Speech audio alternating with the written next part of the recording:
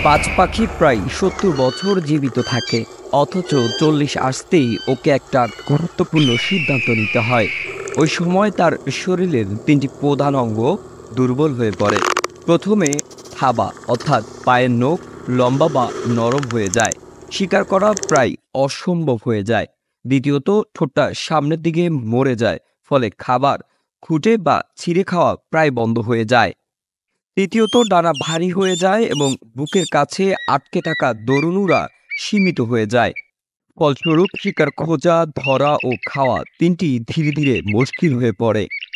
ওর কাছে তিনটি পথ খোলা থাকে। প্রথমটি আত্মহত্যা করা, দ্বিতীয়টি মরা পশুর মাংস খাওয়া শকুনের মতো, আর তৃতীয়টি নিজেকে পুনরুদ্ধার করা। ওরা তখন একটি উঁচু পাহাড়ে আশ্রয় নেয়, ওখানেই বসবাস করতে শুরু করে।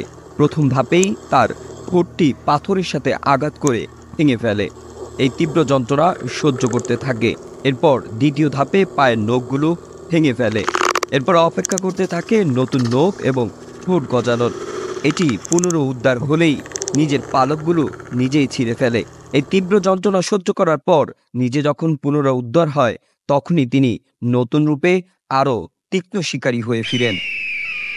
Shahidul Tanmoy, web news. আপনারা দেখছেন ওয়েব নিউজ, বিশ্বজুড়ে বাঙালি আমেজি।